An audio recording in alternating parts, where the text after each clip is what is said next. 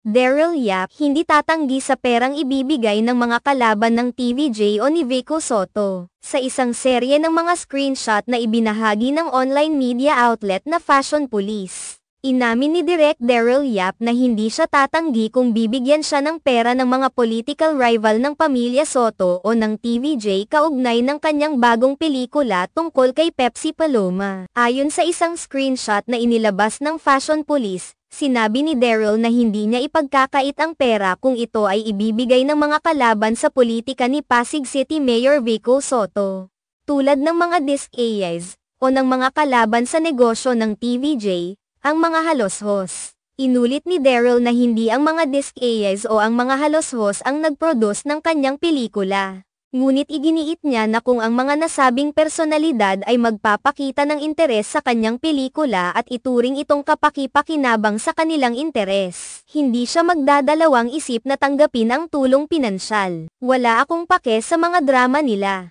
Pero kung pakiramdam nila pabor sa kanila ang paglalahad ko ng buong kwento at gusto nila akong bigyan ng pera, sino ba naman ako para tumanggi? Saad ni Direk Daryl sa kanyang pahayag. Ang kanyang mga pahayag ay agad naging usap-usapan online, at nagbigay daan sa mga reaksyon mula sa mga netizens at mga taga-subaybay ng industriya.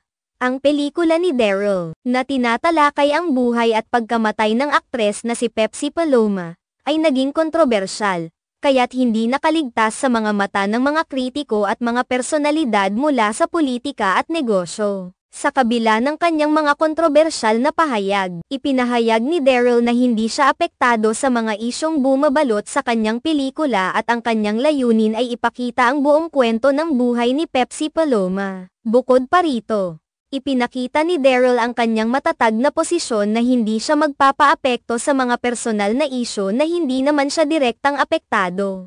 Ayon pa sa kanya, kung ang mga politiko o mga kalaban sa negosyo ay nais magbigay ng suporta sa pamamagitan ng pera, wala siyang dahilan para tumanggi sa kanilang alok. Ito ang ilan sa mga pahayag na nagbigay ng maraming tanong at reaksyon mula sa publiko.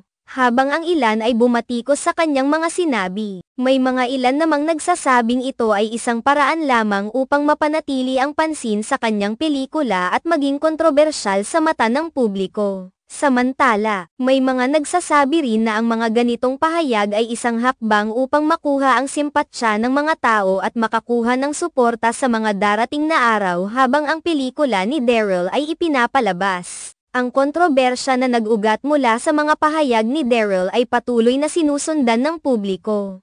At magiging interesante kung paano ito makakaapekto sa tagumpay o kabiguan ng kanyang pelikula at sa kanyang karera sa industriya ng pelikula. Sa ngayon, hindi pa tiyak kung paano tutugan ang mga personalidad o mga pamilya na binanggit ni Daryl sa kanyang mga pahayag. Ngunit tiyak na magpapatuloy ang mga diskusyon tungkol sa mga isyong ito sa mga susunod na linggo.